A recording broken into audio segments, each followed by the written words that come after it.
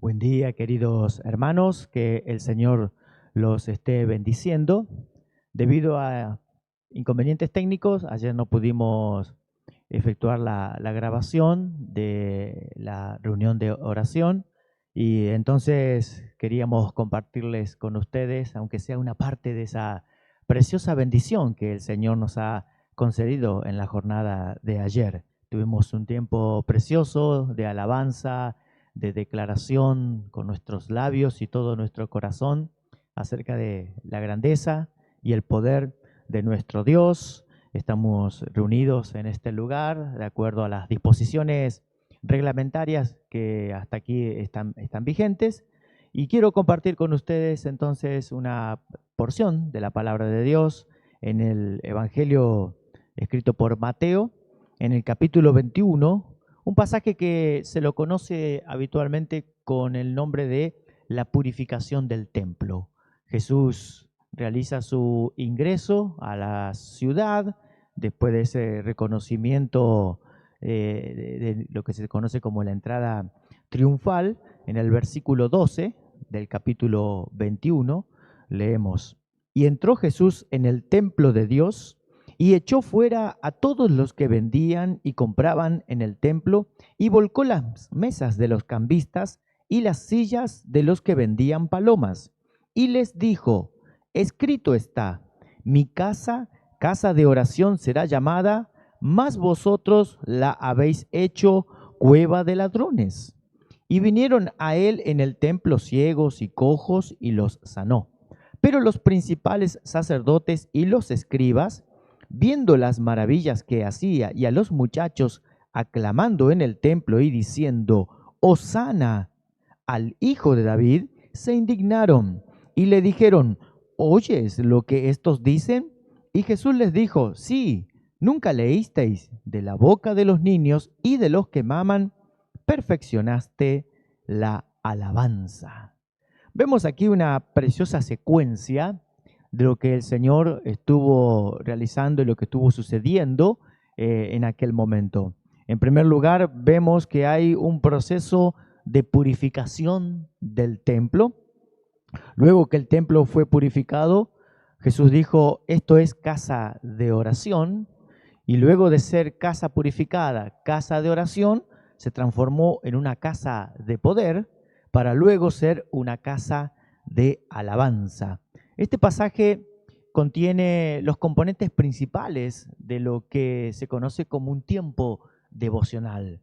Pero la devoción a Dios no es algo que se limita a un tiempo acotado de la jornada, sino que es un estilo de vida que todos los cristianos somos llamados a experimentar, a vivir y a disfrutar. Comencemos entonces con el primero de estos componentes de nuestra devoción al Señor y que tiene que ver con la purificación. Jesús entró en el templo de Dios y echó fuera a todos los que vendían y compraban en el templo y volcó la mesa de los cambistas, las sillas de los que vendían palomas. Es interesante que esta actividad que se estaba desarrollando en torno del templo, que era el cambio de animales que se necesitaban para efectuar los sacrificios según y las ofrendas, cambiados por dinero que traían las personas, inicialmente comenzó como un servicio a los hermanos israelitas. La ley del Señor establecía que todos los que componían el pueblo de Dios debían venir a Jerusalén 3 veces al año, por lo menos 3 fiestas anuales, y desde el lugar donde ellos estuvieran iban juntando en todos sus meses el diezmo de todo lo que Dios les daba, las ofrendas, las primicias, todo lo que ellos disponían en su corazón para traer a la casa del Señor. Pero como Dios los bendecía tanto, de hecho, ayer mencionábamos que había una orden que decía Dios: nadie se presentará delante de mí con las manos vacías. Y esto da a entender de que es imposible de que Dios no te bendiga cuando realmente estás confiando y buscando su presencia. Entonces, los israelitas cambiaban en sus localidades de origen todo eso que habían dispuesto en su corazón traer como una ofrenda al Señor por dinero.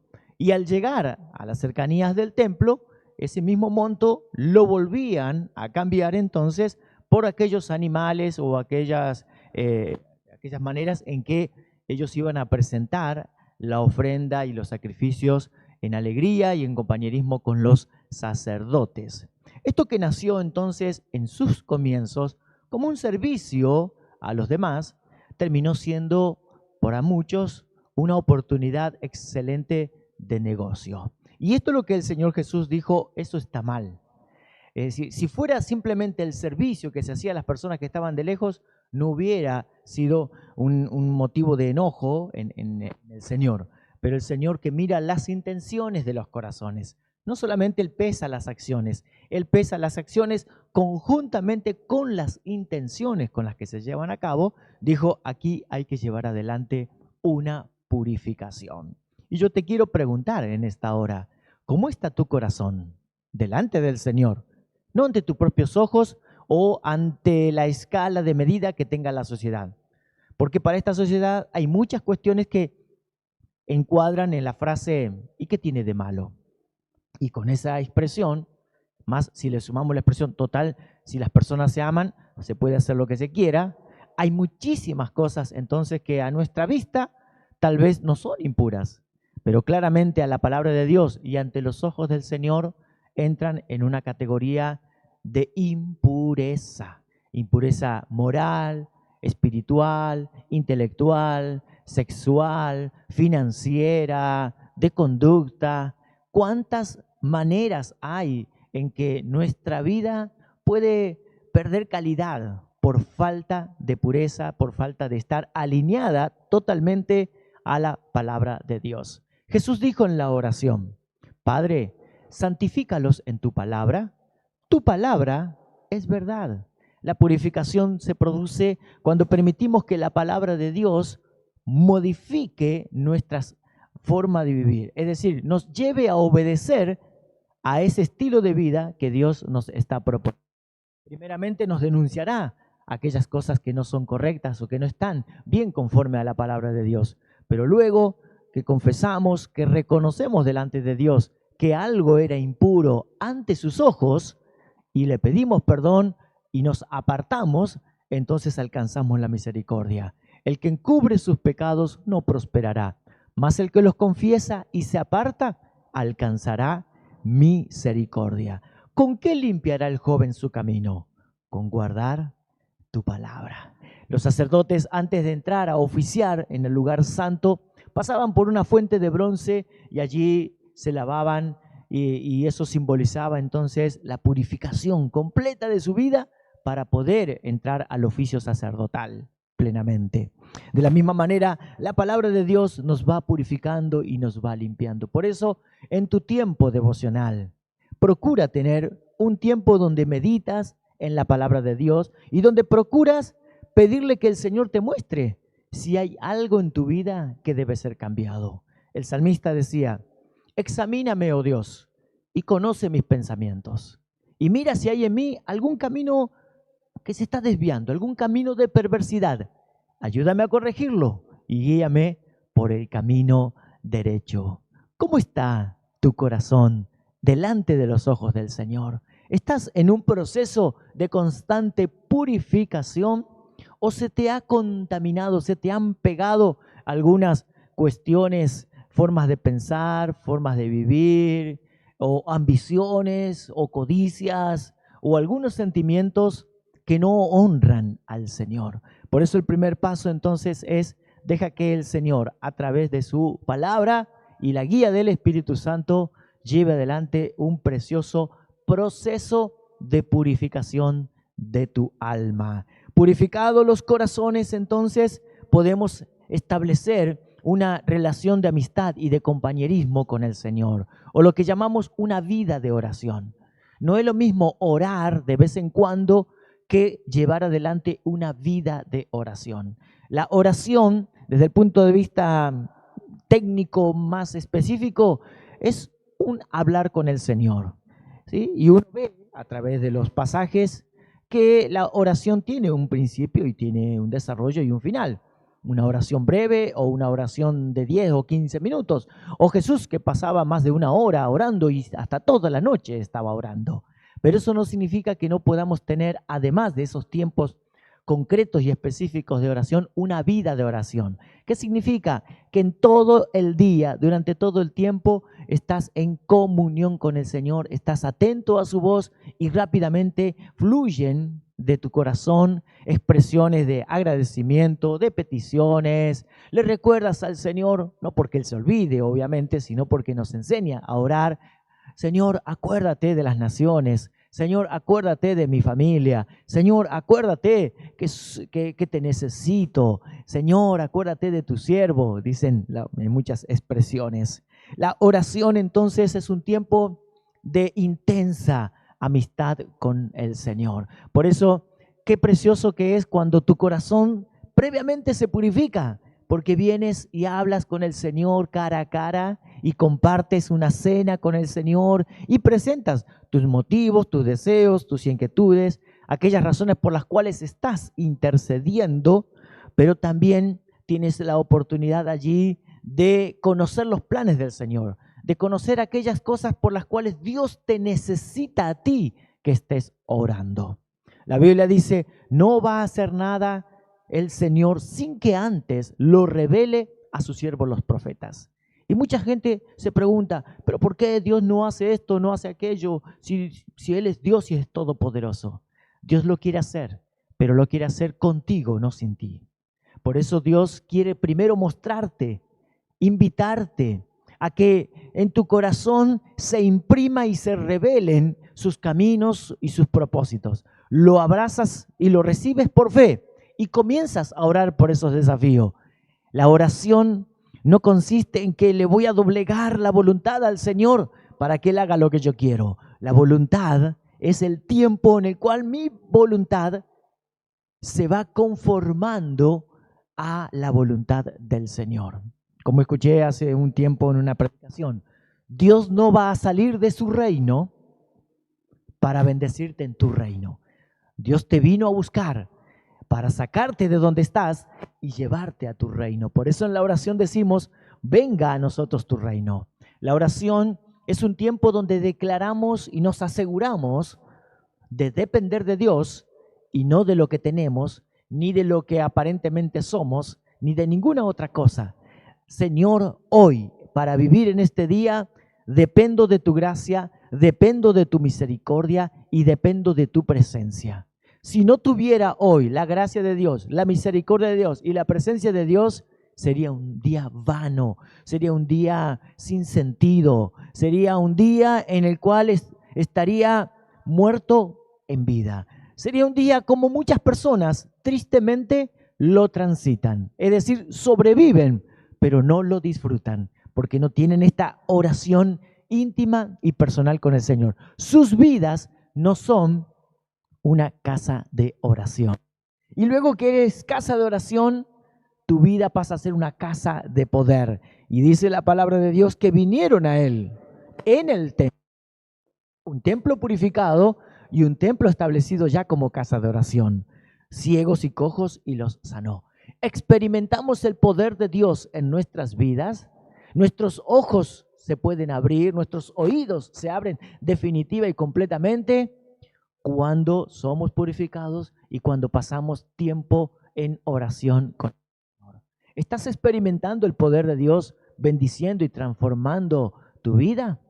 ¿O por qué en este tiempo tal vez Dios no esté obrando de manera tan extraordinaria como solía suceder en otros tiempos? ¿Será que la iglesia como casa del Señor no está siendo purificada? ¿Será que la iglesia como casa del Señor, como templo del Señor aquí en la tierra, no está teniendo una constante vida de oración? Y por eso no llegamos a ser esa casa de poder que Dios quiere que seamos. La Biblia dice que al templo se acercaron entonces las personas que tenían necesidades.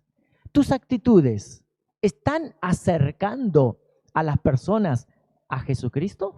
¿O tus actitudes, tus palabras, tus decisiones están alejando a las personas de Cristo? Si tu vida es purificada y tu vida empieza a experimentar la paz y la amistad del Señor Jesús, serás un imán para aquellas personas que en sus necesidades desean y reconocen que el poder de Dios las puede cambiar, que el poder de Dios las puede librar, que el poder de Dios las puede decir. Pero luego que es casa de poder nuestra vida, pasa a ser casa de alabanza. Los niños y los muchachos, dice los de pecho porque eran niños grandecitos, como se destetaban, ¿sí? Un poquito más avanzado en aquel entonces, que no tan corta edad como lo es en la actualidad. Y cantaban y alababan al nombre del Señor y aclamaban en el templo diciendo: Hosana al Hijo de David.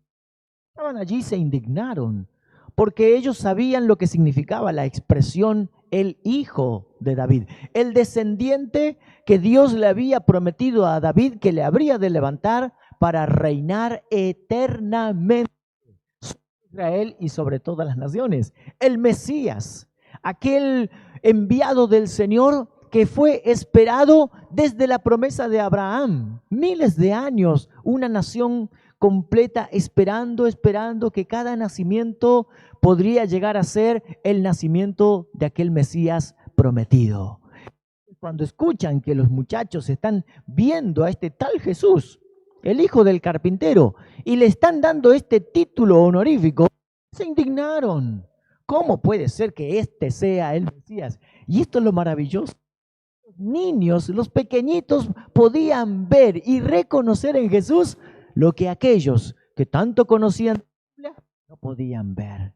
Porque el Señor Jesús no vino a buscar teólogos, no vino a buscar los estudiosos de la Biblia. El Señor Jesús vino a buscar adoradores y adoradores que le adoren en espíritu y en verdad. Y dice que estos niños tenían una alabanza a nivel de perfección. No era una perfección técnica. Jesús no estaba hablando del tono o de la melodía, o incluso no sabemos, porque aquí no se menciona si había ejecución de instrumentos. Jesús está diciendo que la alabanza de estos muchachos era perfecta. Número uno, porque lo reconocían a Él como el Mesías y como el Salvador. ¿Sí? Número dos, porque estaba basada en la revelación que Dios les estaba dando de quién era Jesucristo. Pero número tres, porque también están usando la palabra Hosana. Hosana significa salva ahora, salve ahora, rescátanos ahora en este momento. Era una alabanza que estaba en el nivel de perfección porque estaba reconociendo a Jesús como el Mesías, no que pasó, no que vendrá, sino que en este momento está obrando una poderosa salvación en mi vida. ¿Tu alabanza está rozando el nivel de perfección?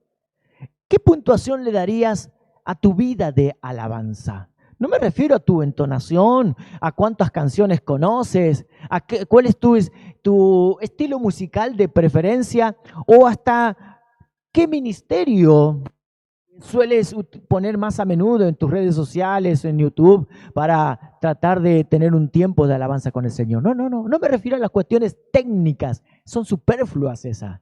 Me refiero a lo que está en tu corazón, lo que atraviesa lo más profundo de tu vida cuando alabas al Señor. Cuando alabas al Señor, estás reconociendo, número uno, que el Señor, Él es el Mesías enviado, que Dios lo envió al mundo a morir por tus pecados, para salvarte, para que no te fueras al infierno, sino para que tengas vida y vida en abundancia.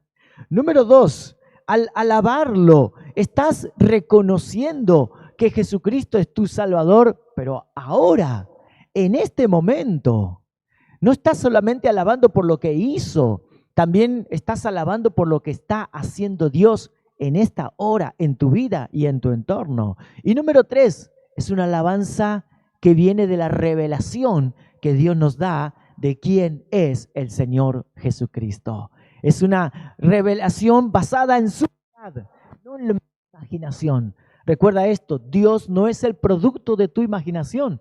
Dios es lo que Él dice que Él es. Él es Dios.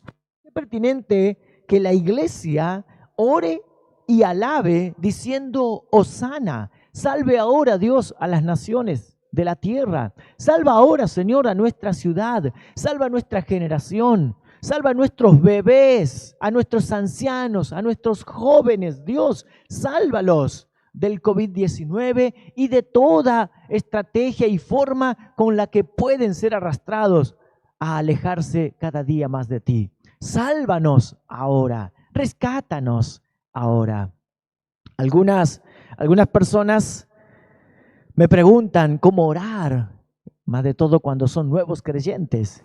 Y ayer compartíamos con los hermanos en la oración que hay 3 palabras en la Biblia que son universales, que en cualquier idioma, se pronuncia de la misma manera prácticamente. Y con esas 3 palabras puedes ya iniciar una vida de oración. Le puedes decir al Señor, Hosana, Señor, sálvame en este momento. Es obvio que la palabra por sí mismo no produce nada. El poder no está en la palabra al ser mencionada.